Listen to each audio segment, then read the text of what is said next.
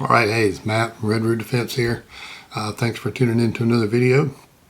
Got something neat for you today. I hope that you'll enjoy it. I think it's neat anyway. First time I've had one in my hands. So looking forward to getting into it with you. A couple things I do want to hit on just before I really get started.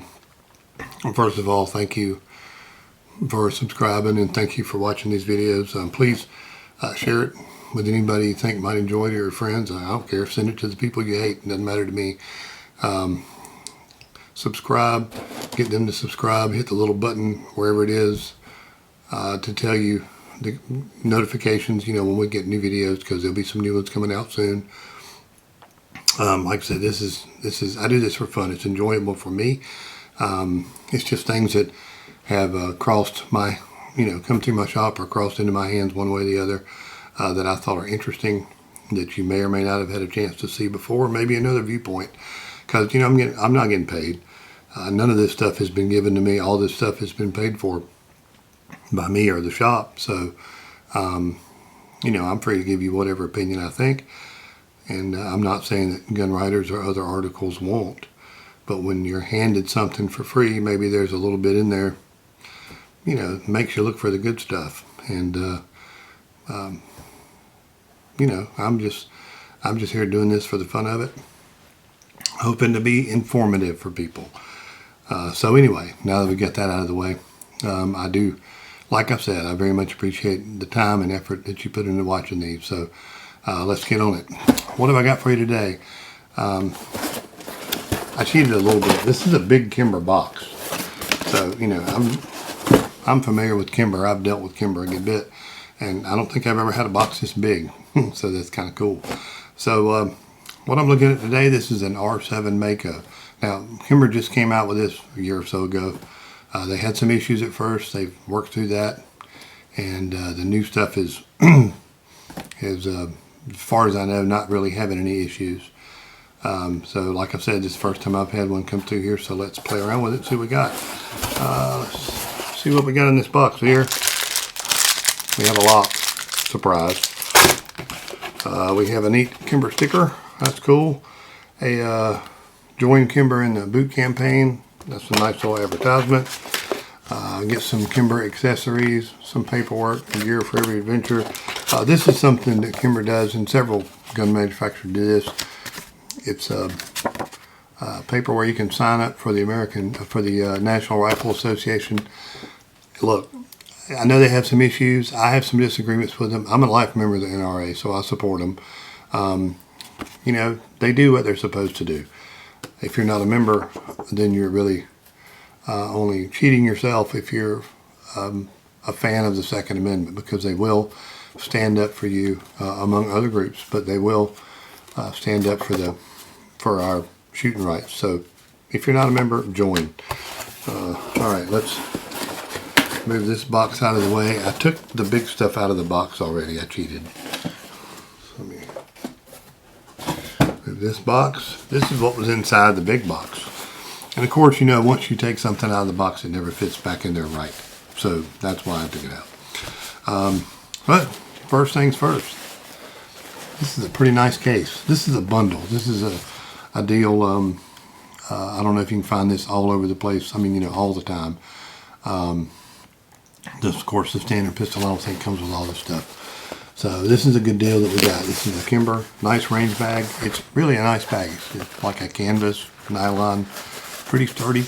I'm one that complains about manufacturers not giving you good enough cases, just putting their pistols or whatever in boxes and shipping it to you. Any case is a good case, but this case is a particularly nice case. I will say Kimber really got everything right on this case. So you've got one zipper pouch in the front, and there's nothing in it, but there could be, but there's nothing in it now. It's a two-sided thing. So open the next pouch, and oh, look at that. There we go. You got some magazines in here. These are the extended magazines. These are 13 round magazines. This is a 9mm. So these are 13 round. And you have 1, 2, 3, 4. 4 extended magazines for this thing. That's really nice. So I'm going to keep one of them out for future reference. You can actually put 5 magazines in here, and yeah, in this little pouch. So you just got a spot for 5 magazines. That's cool. Zip it up. So let's get to the good part. What you have here is a double-sided case. The first side. Oh, this is cool. We have a holster. That's always nice too. It comes with a holster. This is a Mission First Tactical Kydex. Nice carry holster. Comes free. I don't know how much these are, but they usually run what? Anywhere from $20 and up. So this is the deal. You get a good holster here. And here's the other thing that I always have a conniption fit about. It's the manual. Look, there's good stuff in this manual. Kimber wouldn't put it out there if it wasn't good, if it wasn't necessary. Read the manual, okay? Take a minute. You bought the gun. It's always a good thing to read the manual. You might actually learn something. There's all kinds of good stuff in here. If you take away all the lawyer speak, there's tips and tricks on how to operate it, information about how it was, what Kimber thinks it ought to do, how to disassemble, how to reassemble. There's probably a parts list in here, but I haven't looked at it that deeply. Yep. See? Diagram and a parts list. So, things like that come in handy. I did cheat. I've read this manual before. It's just good. I cannot emphasize to you how important it is to read this manual. If you find yourself with any firearm, whether you bought it used or new, and you don't have a manual for it, contact the manufacturer, and I guarantee you they will get you a manual, probably for free. I have yet to know of anybody that charges for these things. So they're out there. They can be had for nothing. Some of them are more informative than others. That is very true. But I would get the manual. Okay, so get it, read it. It's important. All right. And finally, how about that? Here it is. Your Kimber R7 Mako. I'm trying to hold this up close to the camera so you can see it. I hope you can see it well. Let me flip it, not drop it. Now it is kind of lubed. Got some oil marks on there. That's not dirt. Now you notice one thing that's distinctive about this pistol already. This is the Optic included or Optic installed version of this pistol. It comes either Optic ready, which is OR, or Optic installed, which is OI. All right, so this one came with the Optic, and we'll talk about the Optic in a few minutes. But this is just a overall quick glance around at this pistol. Very nice. This is the subcompact polymer striker-fired R7 Mako. Kimber is known for its 1911s mainly. They put out a really nice line of 1911s, and they do have a nice revolver line now. But they're known for their 1911s, and they do have a micro line, which is another compact or subcompact type line. It's basically 1911s, squashed, 9mm and 380s. They're nice pistols. So this is their first shot, I think. As far as I know, this is their first shot at the polymer frame type striker-fired subcompact pistol, and they look, by all indications, they did a really good job at it. They put a lot into it, and it's a nice looking pistol, even right out of the box. Let's see, a couple things. Like I said, it comes with 4 magazines, four extended magazines. These are 13 rounds plus one in the chamber. It comes with 1 flush magazine, which is 11 rounds and 1 in the chamber. So you've got a lot of magazines to pick from. While I'm playing with magazines, you might note, if you're looking at both sides of this pistol, that your controls are ambidextrous. You have a slide release and a magazine release, and on this side you have a slide release and a magazine release. So everything's ambidextrous on this pistol, those controls. That's worth something, because a lot of people go to great lengths to try to put in aftermarket parts to make things easier on the port side people, or the people that want to, shoot offhand or with their bad hand or whatever. This off would definitely be my bad side, so just make a note of that, I guess. But anyway, it's all ambidextrous, which is very nice.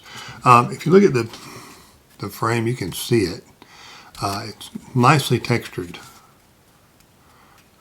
Front, back, it's all got a nice texture to it. It's not like the old style stippling that sometimes would cut your fingers on 1911s. It's just got a nice feel to it. It gives you a good grip. So that's something to keep in mind too. That's a big positive for me. And as far as the size goes, let's see. So, like I've said, I've never considered myself to have these huge bear paws. Long fingers maybe, but not really huge hands. So on this, my pinky finger's kind of hanging in the wind here. But I'm used to that. That happens a lot. So that's not anything that really bothers me. But let's see how it works with the extended magazine. It's okay. It's not a whole lot different, but it does give you a little bit more to hold on to, if you need to. So it's not bad. I like having the extra rounds though. That's nice. So that's a big plus. So you're looking at 14 total with these flush magazines, and it still didn't really add a whole lot to the pistol. I don't know. This pistol weighs about 1.5 pounds. I forgot the exact weight of it, but it's about 1.5 pounds. That's probably about normal. That's unloaded. Loaded, I'll add a little bit more to it as usual. So it's not going to be a hard pistol to carry. That's what it's for. I'm sure it fits in that holster really nicely, and it's pretty secure. So let's put the other magazine back in here. All right, the other thing you might notice on here, obviously we talked about it before, is the optic. This is a Crimson Trace CTS, what is it, 1500? Yeah, CTS 1500. Now, my understanding is the 1500 is an OEM optic, and you can't just go out and buy it. It comes from the manufacturer and put it on a lot of different pistols. You might remember, if you've watched previous videos, this is the same optic that comes with the Smith & Wesson M&P, the Performance Center version of the M&P. Same optic. And you notice this has already got the cover on it. It is motion activated, so they say, leave the cover off to keep your battery from dying, preserve the optic life or whatever. But the other thing about this, even though you do have the optic, let me leave that off for just a minute. Take a note of these sights. These are actually tritium night sights. So not only do you have a nice red dot optic, you've got night sights already installed on this sucker. It looks like an orange front and 2 white or yellow dots on the rear. Let me put this down so you maybe can see it. And I think you might can see the dot in amongst my incredibly shaky fingers. Yeah, you can see it. So there's the sights. Maybe you can get a good view of those. I'm not going to point it at you. So yeah, night sights, big deal. I mean, a lot of people go to pay pretty good money to put in pretty good night sights. These are True Glows, I think. I'm pretty sure. And True Glow makes a really nice sight. I recommend them for a lot of different pistols. And so this already comes standard with that. That's cool. I'm tempted to take this out in the dark just to see how the night sights work, how they work. But I may or may not have a chance to do that. I mean, it's, maybe. Anyway, it's really neat to have them. Night sights are good to have. All right, so while we're talking about the optic, Kimber says in the manual, like I said, I cheated. I read it already. This pistol is already set up to be as accurate as they want it to be, or to perform optimally at 25 yards. All right. So I'm assuming that means the optic has already been configured or been zeroed or whatever. If you can see the Crimson Trace logo on the Optic there. It's kind of cool. You know, I don't know, because when I look through the, you know, when I get a good sight picture on this pistol, my Optic, it's not dead on the front sight. It's a hair high and it's a hair to the right. So maybe it's already, you know, set up. I don't know. But that brings me to something that I did want to mention. The one thing that I think I'm disappointed about on this pistol, there's nothing in this documentation here about this Optic, nothing. There's like half a page or part of a page in the manual that tells you that it's an Optic. And it tells you can take it off or you can put on another Optic if you prefer, which you can. This, you know, slide is set up for that.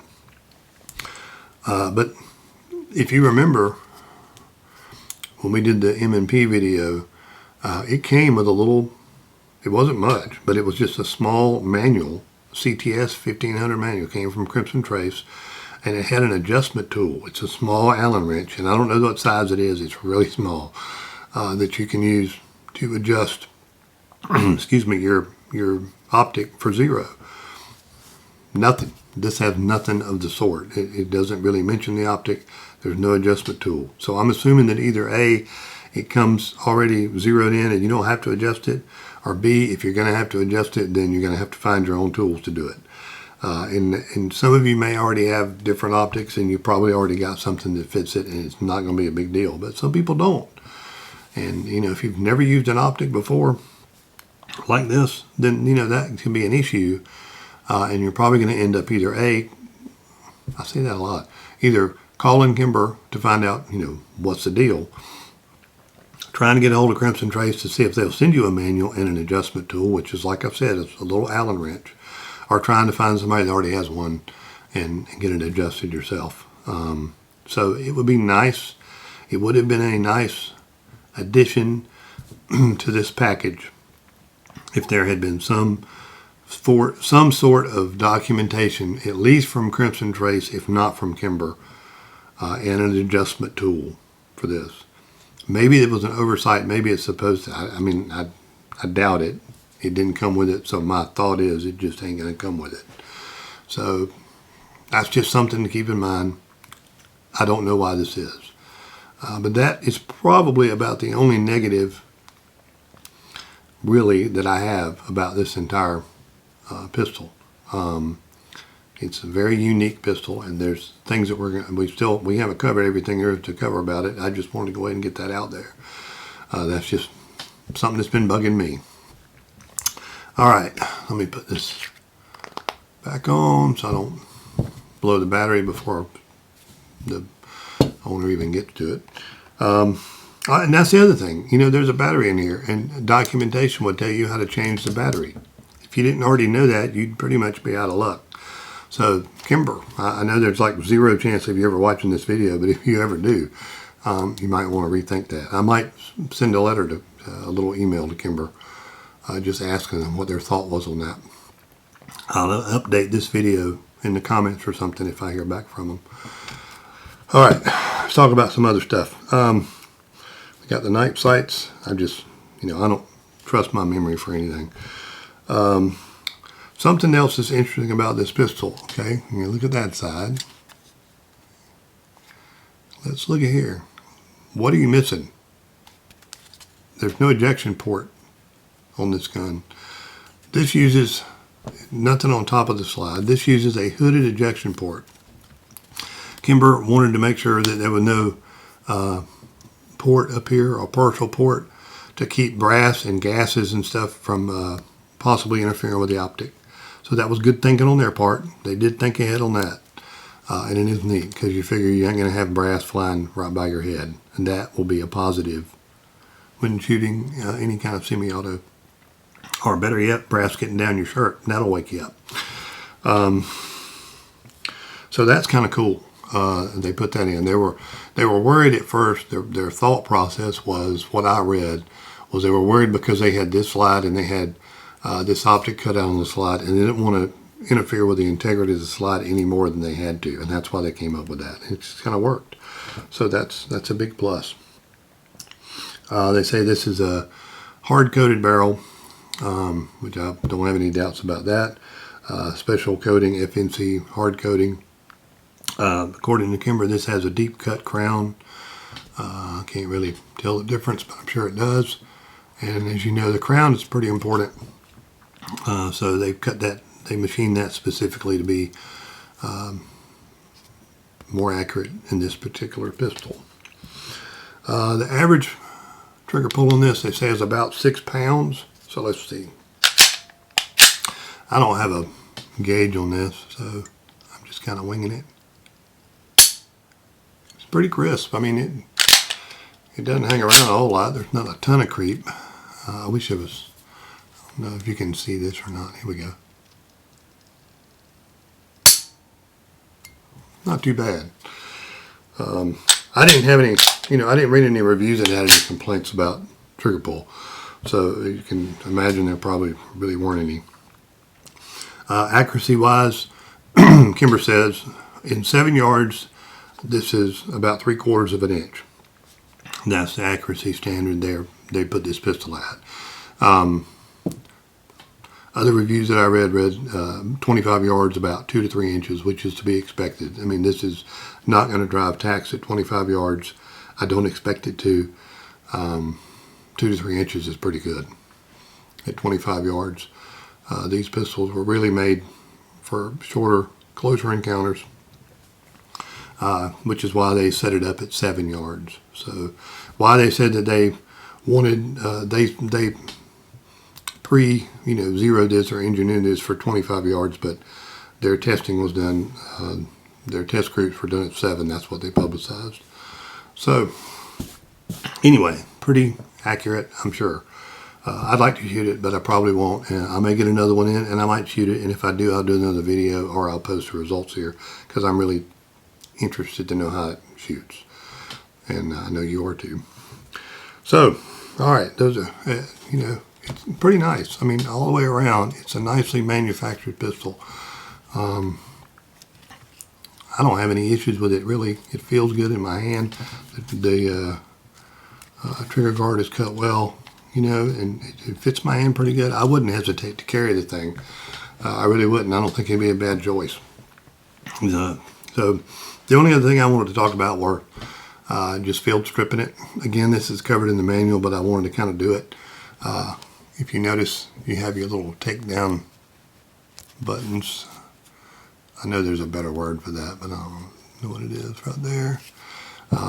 It's a little trickier than. Not everything's the same. You just want to figure that it's like this, that it's going to be the same, but it's not quite the same. So what you want to do, drop the magazine, ensure that the gun is cleared. Obviously, you always want to do that.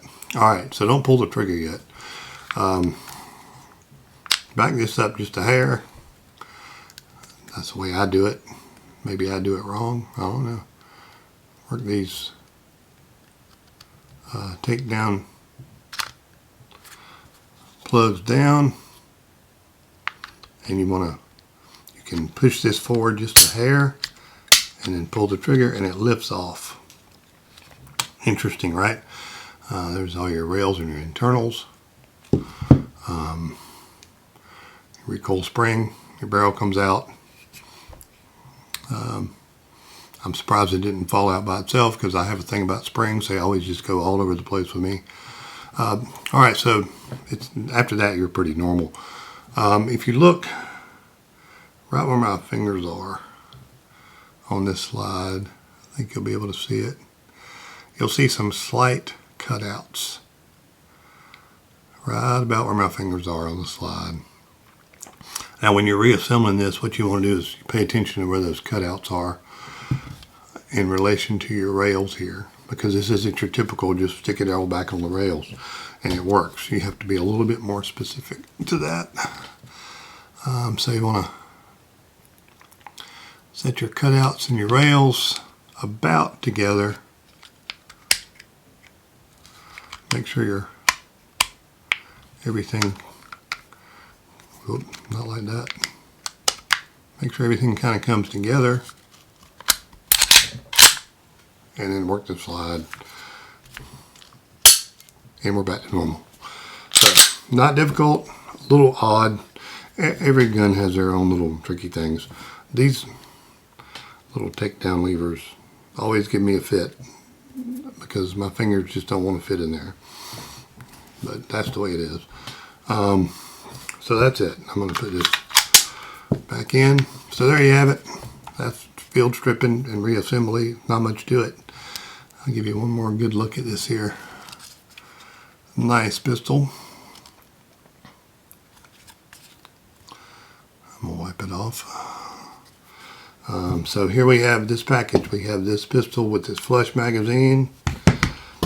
We have this nice case. We have this holster. We have